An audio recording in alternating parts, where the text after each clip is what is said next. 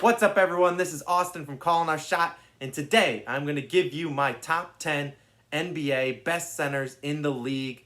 I'm inspired to make this video due to Jokic's big 47-point performance, a career high against the Utah Jazz, ending their 11-game win streak. And man, he could not miss today, and he inspired me to make this video and show you where he stacks up against the rest of the centers in the NBA. But without further ado, this is Calling Our Shot. Please feel free to click that like and subscribe button. It really helps out the channel a lot. But I'm going to get into my top 10 NBA center rankings.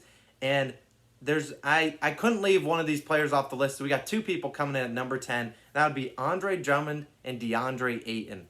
Both of them are specialists for different kind of things. You got DeAndre Ayton, who's a young up-and-coming star for the Suns. And I feel like he hasn't even scratched his potential. Since Booker was out the last couple games, he's really been stepping it up. Last night he had 18 and 17, and he's been rebounding the ball, scoring. Once they rely on him more, he's able to do more. And so I don't know where his ceiling is. He definitely hasn't scratched it. He still has a lot more to go. And that's why I kind of didn't want to leave him off this list because he deserved to be here. Same for Andre Drummond. He's going to go down as one of the best rebounders in NBA history. He constantly leads the league. I don't know, he's probably averaging 15 already this year. He's insanely good at it. His rebounding percentage is unheard of. And so I figured he had to make the list. I feel like a team needs to find and appreciate his skill set more than anything. He didn't have that in Detroit. Doesn't seem like he has it in Cleveland, as he's supposed to get a buyout soon. And overall, I just feel like he's underappreciated for what he brings to the table. I could go into a rant about him because sometimes I think he shoots a little too much and he doesn't shoot it too well. For a center, I feel like he should be shooting above 50 to 60%, but he sometimes is shooting in like the 40s, which I don't think is too well. Coming at number 9, Clint Capella. And you know, earlier on in the season, I wasn't sure how I felt about Clint Capella. Then over these last 10 games, he's opened my eyes. He's changed this Hawks team and made them into an okay defensive team. I'm not saying they're all worldly. They're not going to be like the Lakers, who lead a lot of defensive categories. Hell, even the Knicks are good at defense. But Capella has low-key made this Hawks team very capable of defending and also a threat in the playoffs. Whether or not, how high they'll make the playoffs, I do think they are a playoff team. But Capella's really doing well. He just had his first career triple-double with blocks a couple nights ago. And he's really transformed his game. He's now even more of a scorer. And they're not asking him to post up, but he's getting offensive rebounds. He's pick and rolling. He's doing everything that the Hawks are asking to do. And I'm really happy to see his development. Coming in at number 8, Myles Turner. The man is leading the league in blocks. Last I checked, he was at 4.2. I'm sure that might have gone up or down. But if you check out our stats of the day on our website at callingourshot.com, he is not only averaging more blocks per game as 3 whole teams, he's also has more total blocks than 3 whole teams. That's crazy. He's protecting the rim for the Pacers. And when you look at his stats, it's not like anything that's going to blow you away. I think he averages 13, 14 points a game, and you'd be like, he's coming in at number 8 on the list? I don't blame you. But it's more of his impact that I think is bigger than anything. Sabonis and Brogdon, they both carry the load. Then you got Doug McDermott, Jeremy Lamb, chucking up every single shot. There aren't many shots left for Myles Turner, and that's what I love most about him, is that he doesn't care if he gets his shots. He just wants to play defense, play hard, and win. And that's something that is unintangible. You can't teach that to a player. That's something that was always embedded into him. And that's why I think he comes at number 8, because there aren't many more centers you'd rather have. Someone that's not going to complain that they aren't touching the ball. And he's very versatile. Maybe last week, Sabonis went out with an injury pretty early in the first quarter. And then they turned to Turner, and they made him into more of a scorer. And he had over 25 points. He was insanely good, posting people up. And he showed that he had that skill set. But when Sabonis is out there, they want Sabonis in the paint, kind of using his footwork and craftiness to generate fouls and just really score points. And that's why Turner's normally on the outside, kind of throwing up threes and not more so posting up. I think they could change that for the Pacers, and we could talk about that in a separate video. But that's kind of the way I see him so far. Next, we got Christian Wood. He comes in at center. He's sort of a power forward center, but he's killing it this year. He was my pick to be most improved player. And I don't need you, if you've watched our videos, you know how much I love Christian Wood. He should be an all-star this year. He's been insanely good. And there's really not much more I need to say about him. I love him to death. I love what he brings to the Rockets team. He's a stretch big. and he can take bigs off the dribble because it's not like he's like 250 pounds. He's insanely good, and that's why he's number 7. Now, this one might upset some people. Number 6, Rudy Gobert. And I'm not disrespecting him. I'm not. And when you see the rest of the list, I think you'll understand why I have him at number 6. He was a defensive player of the year. That's what he'll always be known for. And, he's improved his offense, sort of. But there's games out there where he only puts up 4 points a game. And I'll have a center that only puts up 4 points a game be in the top 5 of my centers, best centers in the NBA. I just can't do it. Gobert is very talented on the defensive end. He can't, if you watched a clip today, he airballed a layup.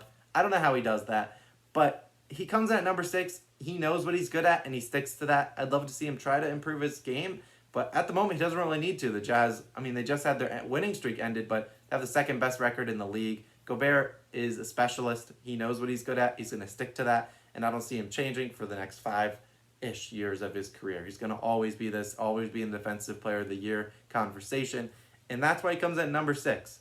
Number 5, and I feel like this player is slept on a lot, that'd be Nikola Vucevic.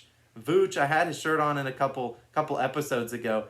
Vucevic is killing it this year. He should be an all-star, but he's carrying this Magic team offensively, and even defensively he stepped it up. He's not like he's averaging 4 blocks a game like Myles Turner is, but he's quietly playing decent defense. He's always been kind of the anchor on that defense. Whether or not he's their best defender, that's probably not true, but he's still there. He's still kind of changing shots and trying to get the defense to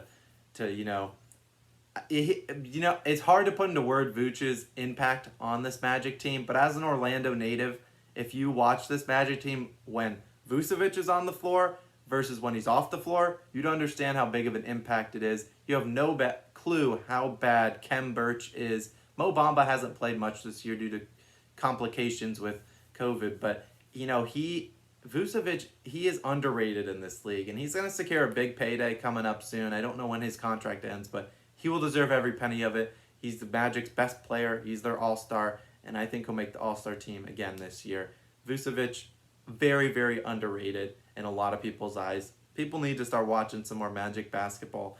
Heck, just watch Vucevic highlights. Save yourself the drama. You don't really want to watch Aaron Gordon, Cole Anthony, Terrence Ross chucking up a whole lot of garbage, but moving on to number 4, Bam Adebayo. Man, Bam, you could argue, why is Gobert under Bam? And I think it's like, if you were to ask yourself the question, if I'm starting out a team today, do I want Bam Adebayo or anyone I just listed below him? And it's true that you don't want Gobert over Bam Adebayo. You don't want Vucevic over him. He keeps improving his game. Kind of like Jaylen Brown. They are just superstars. And their impact is much more than you could put into numbers. Bam Adebayo is the Miami Heat's defensive anchor. He's always there impacting shots, blocking shots. You could just have a whole highlight reel of his defensive plays. And Bam Adebayo is one of my favorite players. If you read our player props article, I normally bet on his player props because he fills up the stat sheet. He's never been known as a scorer, but when we saw Jimmy Butler out for a couple weeks, Bam Adebayo was scoring 28 points a game. And that's, give or take, it was against the Nets, and I could drop 20 points on the Nets, but he was still scoring, and that was something that you really wanted to see from his improvement. He's knocking down jump shots, getting to the lane, getting to the foul line. Something you love to see, and that takes me into number 3. Not many are better getting to the line than Karl Anthony Towns. Take a moment to just say a prayer for this man. He has had a terrible 2020, even start to this year. We haven't seen him in a while, and I honestly was forgetting about him as I was checking statistics, trying to compile this list. And then I realized I was leaving out Karl Anthony Towns because I hadn't seen him much this year, and that felt disrespectful. Cat is a walking bucket. He's a 25 points, 13 rebounds a night kind of guy. He carries this Timberwolves team offensively. He still has room to improve on defense, but that's why he makes it number 3 in this list, because there are not many centers better than him in the league. And you'd rather have Karl Anthony Towns than anyone I just listed below him. That's why he's number 3 on the list. He probably will go down as the best shooting big man, at least center, kind of like that. Dirk is always there in that conversation, but Karl shoots that ball very well for a big man, 7 feet tall. He's insanely talented. And that brings me to the top 2, which is the reason you are here. And this was a tough decision. I already talked about Jokic. Haven't really mentioned Joel Embiid's name. And this felt like more of a 1A and 1B.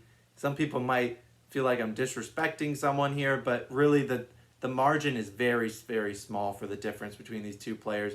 And I'm going to go with Nikola Jokic at number 2. Jokic does a lot for his team, and there's no denying that. He was averaging a triple-double earlier this year. He just scored 47 points. And yeah, he's insanely talented. He is very, very good. And if you put Jokic at number 1 on this list, I wouldn't even yell at you. I wouldn't call you crazy. I wouldn't blame you at all. Jokic is insanely good, and arguably, yeah, he could be number 1 on this list. The reason I have Embiid above him primarily is just because of their defense. Jokic is he's more of a playmaker than Embiid is. Embiid normally is back to the basket or he's facing up, hitting jump shots over people. But I think Embiid, they both make a huge difference on their team. You've seen that this year with Embiid. I believe the team's 0-4 without him. And they're like 10-0 or 11-1 with him. He makes a huge difference for the Sixers team. And truthfully, I'd take Embiid right now just barely over Jokic. I wouldn't be mad with either one of them. Both are superstars in this league, both averaging.